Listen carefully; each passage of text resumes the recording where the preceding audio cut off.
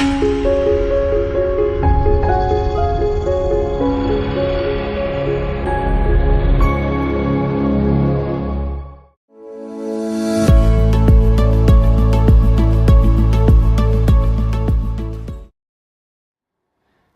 small talk is all about helping learners stay on task and how we can develop a systematic approach to skill development.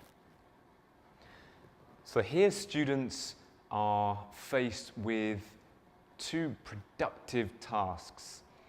So one is writing, one speaking, and these come at the end of each unit. So we're going to have a look at what we need to do, or what a course book can do for us in helping learners build towards these final tasks.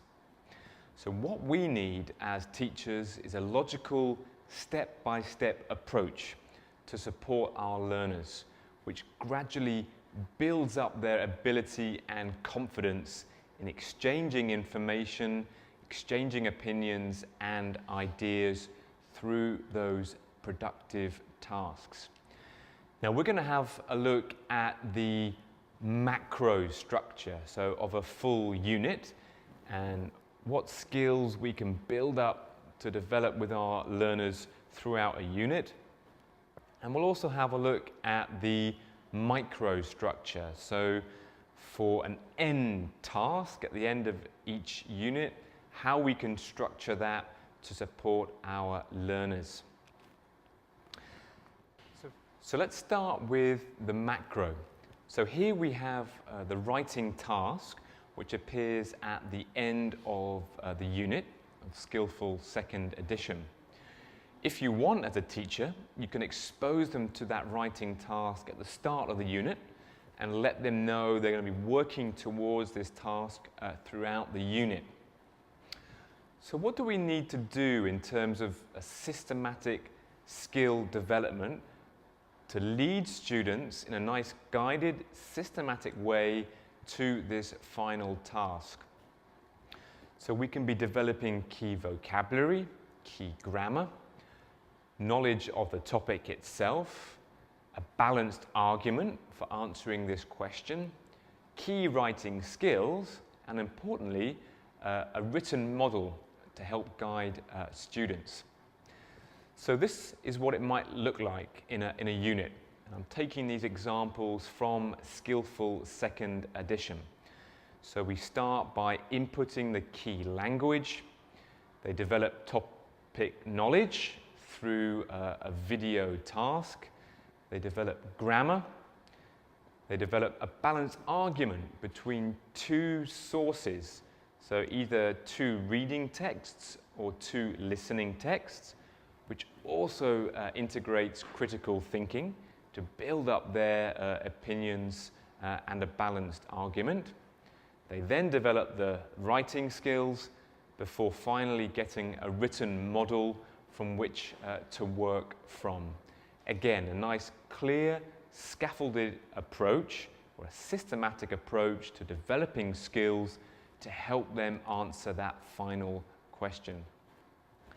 At the micro level, with that final task, here is an example of how we can structure that and guide our students to answer that question. So firstly, they apply their topic knowledge, through some brainstorm type task. They then plan, and this can be an individual or collaborative activity. They then draft their written piece. They share that, get some feedback, then they edit and rewrite. Again, a nice step-by-step process to help them answer that question. Let's have a look now at the speaking task.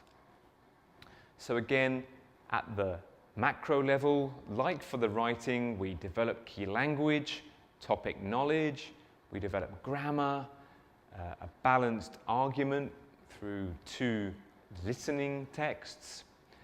Then we develop pronunciation, a key speaking skill, and like with the writing, we also see a model for speaking as well to help guide our students.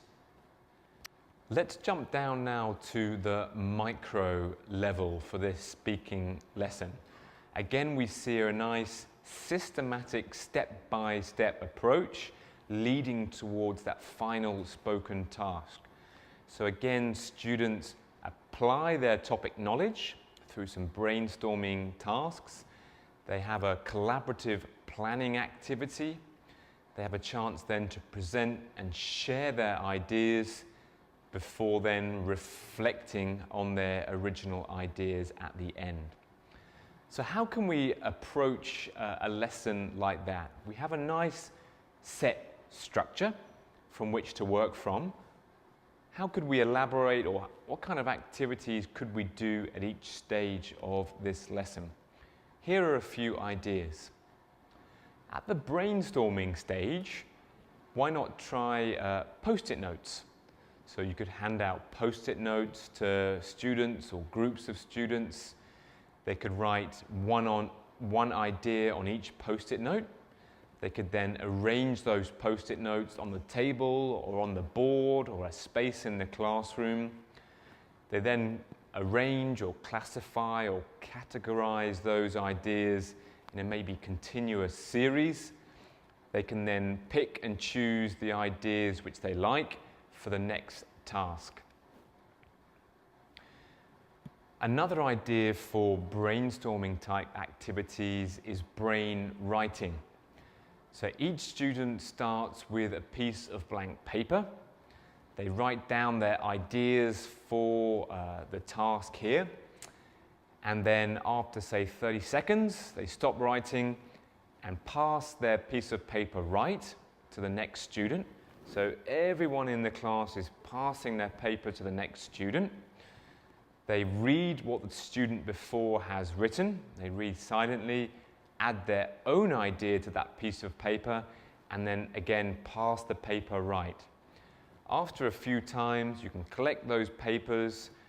Students can read those papers, collate ideas, and then choose the best ideas for the next stage.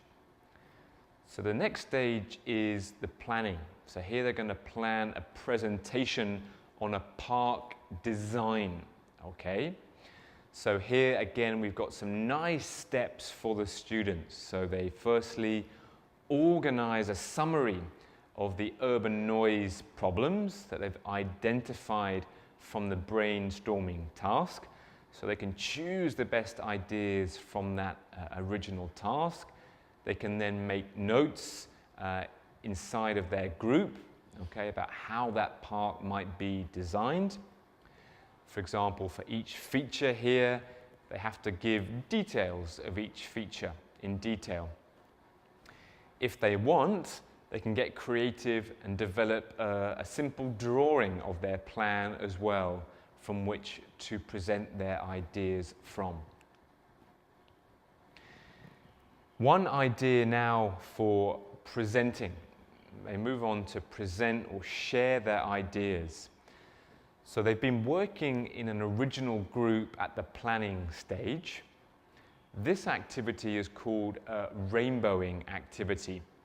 So each student in the group gets a different color.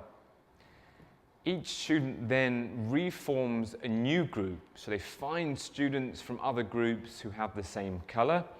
They then reform new groups with or according to those colors. They take it in turns to present their ideas to the group. They then return to the original group and compare their findings. They can then upgrade their original plan with any new ideas.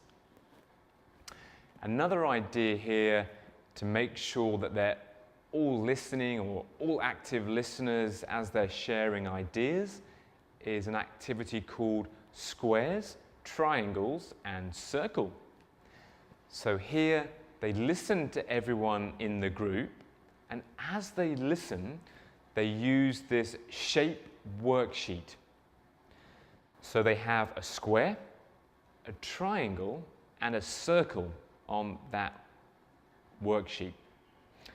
Now with the square, they choose 5 things that they hear from different people in the group which they agree with or which are in line with their own thinking. And they write those 4 things inside of the square.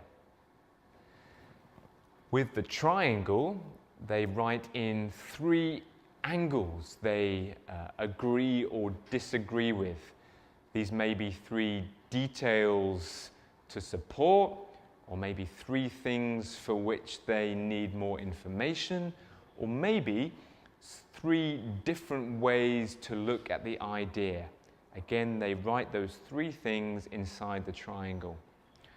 With the circle, they just write 1 question they have now, as a result of the sharing, 1 question that's now circling in their head. They then take those shape worksheets back to their original groups, discuss their findings, and upgrade their original plans. The activity then leads on to a reflection task. Okay, so going a bit deeper, getting them discussing about the topic from which they have been presenting. So here is an idea, an activity idea called Fishbowl, which you can use for these reflection discussion type activities. So in this activity, the teacher arranges the students into 2 concentric circles. So you have an inside circle of chairs facing inwards, and also a ring of chairs around the outside. So learners then come and sit down either in the inner circle or the outer circle. Now the key here, or the key instruction, or the key rule, is that the learners in the inner circle have the freedom to speak. Those on the outside circle must be listeners, active listeners. They cannot speak. You then set one of these example discussion questions. Those in the inner circle can freely discuss their opinions to this question. If somebody in the outer circle has an opinion, they can tap one learner in the inner circle. They then swap places with that learner, and then they can take part in the activity. So anyone on the outside circle can tap in at any time and then add to that discussion. So good luck with helping guide or scaffold the learning for your learners, both at the macro and at the micro level.